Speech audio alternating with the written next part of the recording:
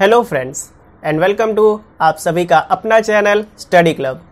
तो जैसा कि आप लोगों को पता होगा कि क्लास 10 की सिलेबस अब 30% से कम हो गई है, तो इसी वजह से आपका साइंस का सिलेबस भी अब 30% से कम हो गया है। तो इस वीडियो में हम लोग देखने वाले हैं कि साइंस से कौन कौन सी टॉपिक्स या कौन कौन सी चैप्टर्स डिलीट की गई हैं, यानी कि कौन कौन से ऐसे चैप्टर्स और टॉपिक्स हैं जो कि अब आपके बोर्ड पॉइंट ऑफ व्यू से इंपॉर्टेंट नहीं है, वो आपके एग्जाम में अब नहीं पूछे जाएंगे। तो साइंस में सबसे पहले आता है chapter number 3, metals and non metals.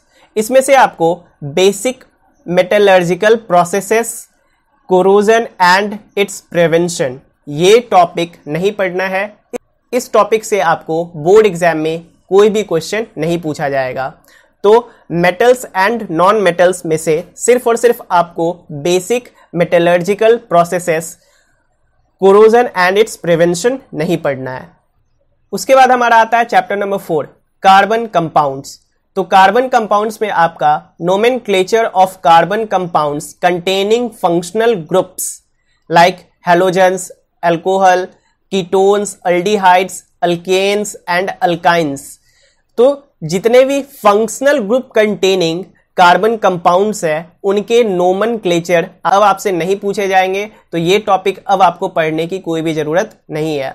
उसके बाद है difference between saturated hydrocarbons and unsaturated hydrocarbon. तो ये टॉपिक भी अब कार्बन कंपाउंड से डिलीट कर दी गई है, यानी कि ये टॉपिक अब आपके बोर्ड एग्जाम में नहीं पूछी जाएगी, तो इसलिए अब आपको ये पढ़ने की कोई भी जरूरत नहीं है।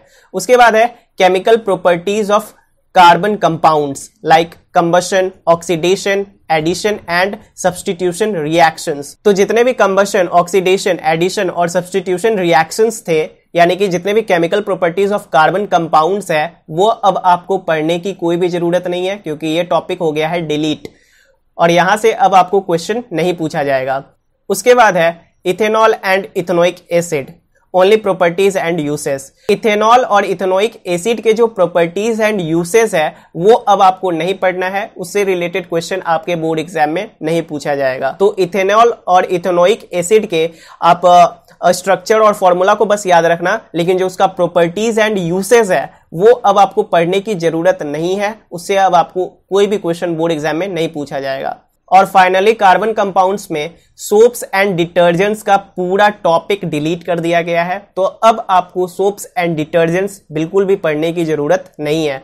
तो ध्यान से ये सारे टॉपिक्स अभी ही बुक में मार्क कर लो, सबको क्रॉस मार्क कर लो, ताकि गलती से इन सारे टॉपिक्स को पढ़कर अपना टाइम वेस्ट मत कर लेना।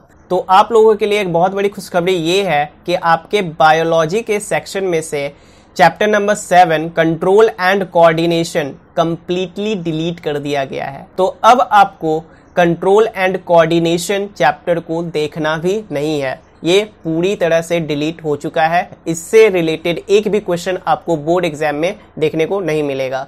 तो मेक श्योर कर लेना कि आप कंट्रोल एंड कोऑर्डिनेशन ना पढ़ो। उसके बाद चैप्टर नंबर 9 है हेरिडिटी एंड एवोल्यूशन। तो इसमें से एवोल्यूशन वाला पूरा पार्ट डिलीट हो चुका है, यानी कि बेसिक कॉन्सेप्ट्स ऑफ एवोल्यूशन, ये पूरा का पूरा एवोल्यूशन के अंदर में ही आता है। ठीक है, तो ये एवोल्यूशन वाला पूरा पार्ट आपका डिलीट हो चुका है। अब आपको केवल हेरिडिटी ही पढ़ना है।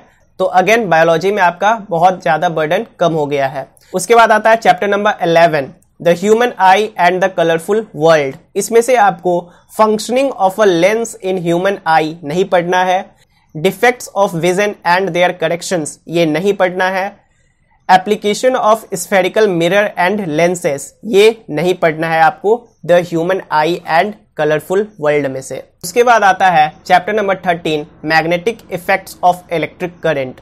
तो इसमें आपका इलेक्ट्रिक जनरेटर ये पूरी तरीके से डिलीट हो चुका है, तो ये टॉपिक आपको नहीं पढ़ना है। डायरेक्ट करंट ये भी अब आपको नहीं पढ़ना है। अल्टरनेटिंग करंट ये भी अब आपको नहीं पढ़ना है। फ्रीक्वेंसी ऑफ एसी ये भी नहीं पढ़ना है। Advantage of AC over DC ये टॉपिक भी आपको नहीं पढ़ना है। और उसके बाद डोमेस्टिक इलेक्ट्रिक सर्किट्स ये टॉपिक भी आपकी डिलीट हो गई है। तो आप इन सारे टॉपिक्स को अपने बुक में टिक कर लेना, ताकि आप इन सारे टॉपिक्स को ना पढ़ सको। उसके बाद साइंस में फाइनली आता है chapter number 14, sources of energy. ये भी आपका कंप्लीटली डिलीट कर दिया गया है। तो इस चैप्टर को भी अब आपको देखने की जरूरत नहीं है। इससे रिलेटेड एक भी क्वेश्चन आपको बोर्ड एग्जाम में देखने को नहीं मिलेगा। तो इतने सारे टॉपिक्स एंड चैप्टर्स आपके साइंस में से डिलीट किए गए हैं। इसके बाद जितनी भी टॉपिक्स और चैप्टर्स बच गई है वो सारी की सारी आपके एग्जाम में पूछी जाएंगी, तो उनको आप लोग बेहतर ढंग से प्रिपेयर कर लेना। सो होप ये वीडियो आप लोगों के लिए हेल्पफुल रही हो, और अगर आपको ये वीडियो हेल्पफुल लगी तो एक लाइक इस वीडियो को जरूर से दे देना, और साथ ही में कमेंट करके भी बता देना कि ये वीडियो आपको कैसी लगी, और अपने दोस्तों के साथ भी इस वीडियो को शेयर जरूर से कर देना। ये जो सिलेबस डिलीट हुई है वो आपको कैसी लगी है वो जरूर से मुझे कमेंट बॉक्स में कमेंट करके बता देना। मैं मिलता हूं आपसे अगले वीडियो में, तब तक के लिए पढ़ाई करते रहो। All the very best and bye bye.